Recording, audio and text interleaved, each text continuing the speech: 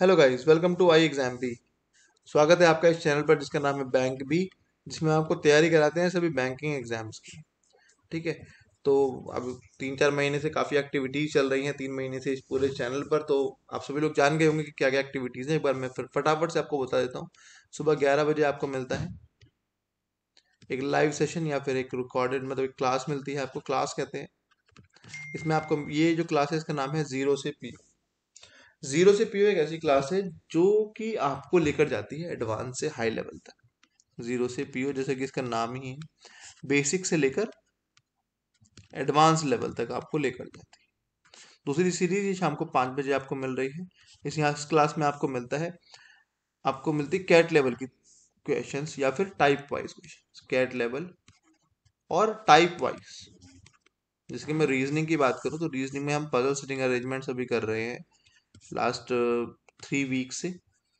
और इसमें आपको type wise puzzle setting arrangements मिल रहे हैं जो कि शायद आपको कहीं भी ना मिले।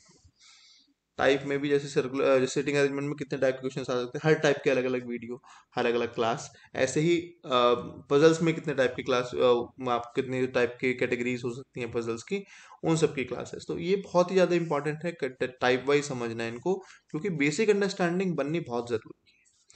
ठीक है। तो इसी सीरीज को कंटिन्यू करते हुए आज हम करेंगे सर्कुलर सिटिंग अरेंजमेंट का एक बहुत ही अच्छे क्वेश्चन। साथ में आपको होमवर्क के लिए भी क्वेश्चन दूंगा, तो बने रहिएगा इस वीडियो में। अगर चैनल पर नए हैं, सब्सक्राइब करना ना भूलें, बेल आइकन प्रेस कर लीजिएगा ताकि जो भी लेटेस्ट वीडियोस हैं वो आपसे मिस ना हो। चलिए स्टार्ट करते हैं। देखिए फर्स्ट क्वेश्चन ये है हमारे सामने। 8 फ्रेंड्स हैं जो कि एक सर्कल के अराउंड बैठे हैं। अभी मैं जो करा रहा हूँ आपको थोड़ा सा मॉडरेट लेवल करा रहा हूँ, डिफिकल्ट लेवल अभी नहीं करा रहा हूँ, क्योंकि अभी टाइप वाइज हम चीज़ें कर रहे हैं। एक बार टाइप वाइज खत्म हो जाएगा फिर मैं आपको एडवांस लेवल इसमें करा दूंगा। ठीक है, चलिए स्टार्ट करते हैं। 8 फ्रेंड्स हैं, are sitting around a circular table but not necessarily in the same order. 4 of them are facing inside and 4 of them are facing outside. अब कौन से इनसाइड फेस कर रहे हैं कौन से आउटसाइड अभी नहीं पता है। साथ में एक वेरिएबल भी दे दिया, तो बहुत ही अच्छा मॉडरेट लेवल का क्वेश्चन है और अच्छे टाइप में माना जाएगा, बिकॉज पर्सन इन आउट है, दोनों साइड फेसिंग है और एक वेरिएबल भी है, तो एक अच्छे टाइप का क्वेश्चन ये माना जाएगा।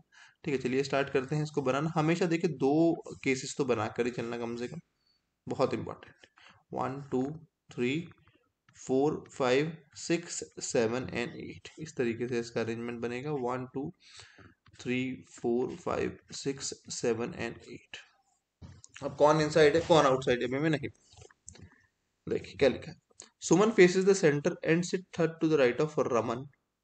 चमन studies maths and face the person who studies geography. देखो सुमन और रमन के बारे में इंफॉर्मेशन है, बट क्या सुमन और रमन के बारे में और भी इंफॉर्मेशन है? हमेशा कभी भी पहले स्टेटमेंट से मत स्टार्ट करा करो। मतलब जरूरी नहीं है कि पहले स्टेटमेंट से स्टार्ट करो, हो भी सकता है नहीं भी। एक बार पूरी पजल पर नजर, हल्की सी नजर मार लिया करो। उसमें भी ये भी नहीं है कि पढ़ने बैठ के पूरी पजल को, फिर टाइम वेस्ट हो जाएगा। एक हल्की सी नजर में ये मार लिया करो कि क्या रमन और सुमन का नाम रिपीट हुआ है बार बार। हाँ, तो मुझे दिख रहा है केवल एक बार रमन का नाम, वो भी उसकी सब्जेक्ट के बारे में। बाकी सुमन का नाम तो मुझे कहीं भी नहीं दिख रहा है। एक हल्की सी नजर मारा करो। तो इस स्टेटमेंट से स्टार्ट करना अच्छी स्ट्रैटेजी नहीं रहेगी। क्यों? क्योंकि उसके बारे में इन्फॉर्मेशन ही नहीं है, हम इसके बाद ब्लॉक हो जाएंगे कि क्या करें किसको पुट करें। तो हमेशा ऐसी चीज से स्टार्ट करो जिसके बारे में थोड़ी सी इन्फॉर्मेशन हो। क्योंकि ये एडवांस लेवल की क्लासेज है, इसमें मैं आपको ये चीज बता रहा हूँ। प्रीलिम्स लेवल का बिल्कुल बेसिक लेवल का होता तो मैं कहता पहले से स्टार्ट करो, क्योंकि उसमें मिलते भी ऐसे हैं कि पहले से स्टार्ट होकर कनेक्ट होते चले जाएं। लेकिन जो मेंस लेवल की पजल्स हैं, जो मेंस हाई लेवल की पजल्स होती हैं, उनमें ये चीज देखनी बहुत जरूरी है कि कहाँ से आप स्टार्ट कर रहे हो, ताकि कम से कम केसेस बने और ज्यादा से ज्यादा हमारे हाथ खुले चीजों को करने के लिए। ठीक है।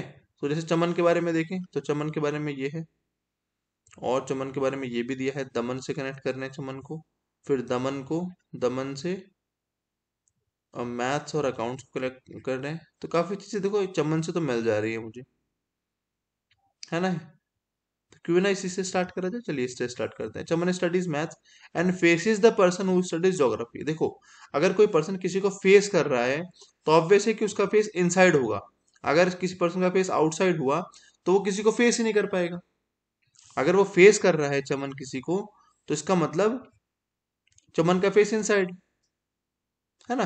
चमन स्टडीज मैथ्स, चमन को पहले यहाँ रखते हैं। क्या स्टडी करता है? मैथ्स। चमन को यहाँ रखते हैं। और क्या स्टडी कर रहा है? मैथ्स। और ये फेस करता है, यानी कि दोनों पर्सन ही क्या कर रहे होंगे? इनसाइड फेस कर रहे होंगे, तभी तो एक दूसरे को फेस कर रहे हैं ये। Geography, geography.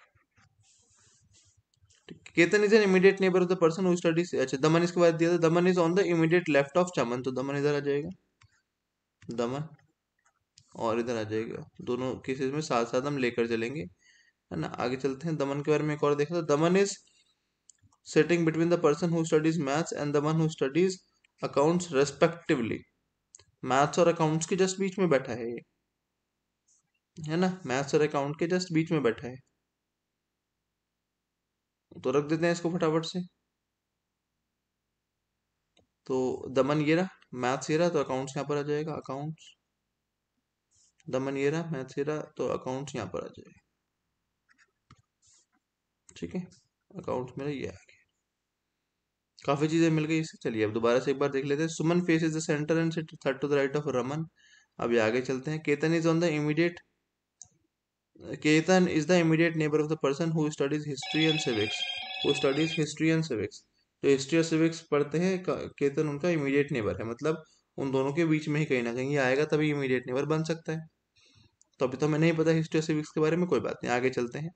Ivan sit third to the right of Aman who studies Hindi, the person who studies science is facing the same direction as person who studies history, history और साइंस वाला सेम साइड फेस करते हैं।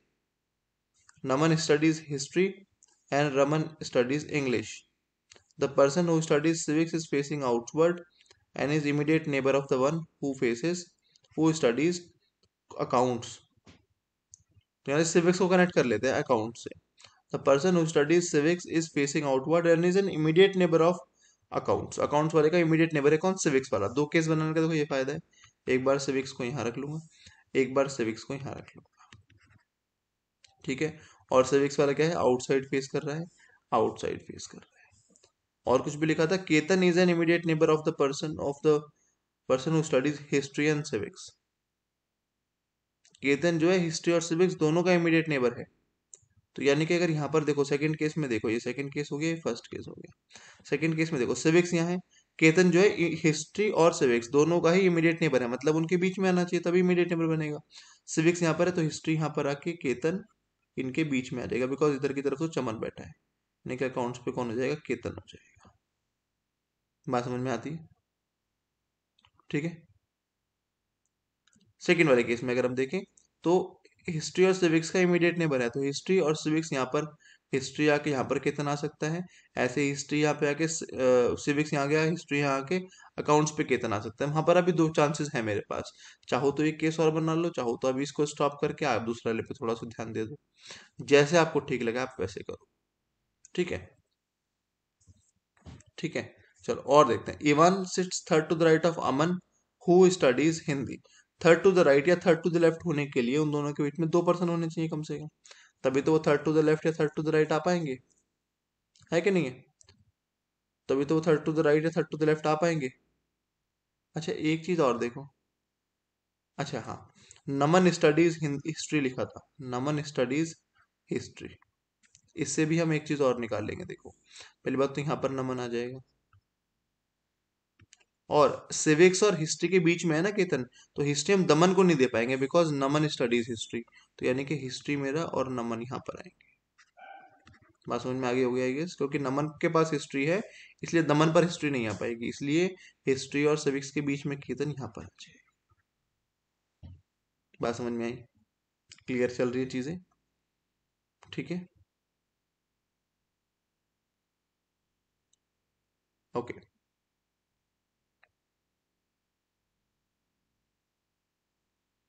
और देखते हैं चीजें कुछ, अच्छा एक चीज देखो यहाँ पर ये भी लिखी है कि Suman faces the centre and से third to the right of Raman, Raman के थर्ड टू द राइट होने के लिए उनके बीच में दो पर्सन होने चाहिए, दो पर्सन होने चाहिए ना उनके बीच में, तो दो पर्सन देख लो, और रमन क्या है, इंग्लिश लाइक करता है, दो पर्सन यहाँ पर किस किस के बीच में, देखो ये फुल हो चुका है, ये फुल हो चुका है, ये फुल हो चुका है, ये फुल हो चुका है, पर्सन और दोनों से, ऐसे यहाँ पर देखें ये फुल हो चुका है, ये फुल हो चुका है, और ये फुल हो चुका है पर्सन से,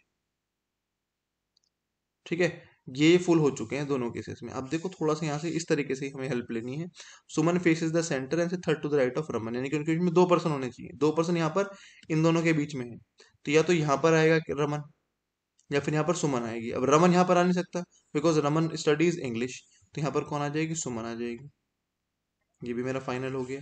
और रमन मेरा कहाँ पर आ जाएगा, यहाँ पर आ जाएगा। अब ये क्या है, रमन के थर्ड टू द राइट है, तो रमन को इनसाइड फेस करना पड़ेगा, तभी उसका थर्ड टू द राइट इधर हो पाएगा। बस समझ में आ रही है ना। और ये रमन क्या लाइक करता है, इंग्लिश लाइक करता है। थोड़ा सा इस केस में आगे बढ़े, पास पहुंच रहे हैं ना, फटाफट से आगे बढ़ के एक बार चेक कर लेते हैं। अब देखो इवन और अमन को देखो, इवन और अमन ही बचे हैं मेरे पास, और लिखा है Ivan is third to the right of Aman. तो क्या ये पॉसिबल है यहाँ पर रख पाना इन दोनों को? नहीं है पॉसिबल, बिकॉज जगह ही नहीं बची यहाँ पर इवन और अमन की, तो ये केस मेरा कैंसिल आउट हो जाएगा। समझ में आई बात? समझ में आई बात बिल्कुल। यस, ठीक है। अब वही चीज पे अप्लाई करते हैं, सुमन और रमन वाली। ठीक है, सुमन और रमन वाली चीज यहीं पर अप्लाई करते हैं। ठीक है, तो अगर मैं सुमन को देखूं, सिविक्स पर नहीं रख सकता क्योंकि सुमन जो है इनसाइड फेस कर रही है। सुमन को अगर मैं यहाँ पर रखूं, भाई 2% का गैप है ना, तो ये इन दोनों पे तो नहीं आएंगे, आएंगे तो कहीं सिविक्स या अकाउंट्स पे कोई ना कोई एक। और रमन वहां पर आ नहीं सकता बिकॉज रमन इंग्लिश लाइक करता है। तो सुमन को रखे, सिविक्स पर नहीं आएगी, बचेगा अकाउंट्स, अकाउंट्स पे मुझे किस को रखना पड़ेगा, सुमन को रखना पड़ेगा। 2% का गैप देखें, इधर की तरफ 2% का गैप देखो तो नमन है, इधर की तरफ का 2% का गैप देखो तो यहाँ पर रमन आ सकता है, रख दिया। और इंग्लिश, और रमन के क्या है, ये थर्ड टू द राइट है, तो रमन को आउटसाइड फेस करना पड़ेगा और सुमन को इनसाइड, बिकॉज लिखा है। ये भी कंप्लीट हुआ, ये भी कंप्लीट हुआ। बात करते हैं आई वन की। आई आई वन क्या है, third to the right of Aman है। Third to the right of Aman है, मतलब उनके बीच में क्या होना चाहिए, और अमन स्टडीज हिंदी। तो यानी कि थर्ड टू द राइट के लिए फिर 2% का गैप, यानी कि यहाँ पर आएगा, या तो अमन आएगा या फिर इवान आएगा। बट अमन तो लाइक करता है, अमन तो स्टडी करता है हिंदी को, तो यहाँ पर कौन आएगा, आई वन आएगा। और ये थर्ड टू द राइट किसके है, अमन के, अमन यहाँ पर आ गया। और ये थर्ड टू द राइट अमन के कब हो पाएगा, अमन हिंदी की, जब अमन इनसाइड फेस करेगा। बचा मेरे पास दमन और हिस्ट्री। अच्छा, हिस्ट्री और किसी घर में लिखा था कि सेम फेस करते हैं। हाँ, the person, okay, the person who studies science is facing the same direction as the person who studies history. तो देखें जरा, इनसाइड फेस करने वाले 1 2 3 4 कंप्लीट हो गए, ये दोनों आउटसाइड आउटसाइड है, तो हिस्ट्री और ये वाला भी आउटसाइड हो जाएगा। और ये क्या लाइक करेगा, कौन सब्जेक्ट पर्सन करेगा, पढ़ना साइंस। ये मेरा इसका फाइनल अरेंजमेंट। तो कुछ चीजें इस तरीके से समझनी बहुत जरूरी है कि कैसे हमने इसको देखो सॉल्व किया। चीजें कंप्लीट होती जाएं, सर्कल बनाते जाओ, ताकि उन पे ध्यान ही ना जाए कि वो तो कंप्लीट है।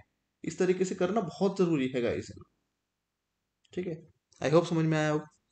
ठीक है, चलिए, ये क्वेश्चन आपको दे रहा हूँ इसके होमवर्क के लिए। इसका आपको पीडीएफ आप डाउनलोड कीजिएगा, आपको इसके डिस्क्रिप्शन में मिल जाएगी। उस पीडीएफ में ये क्वेश्चन आपको मिल जाएगा, है ना।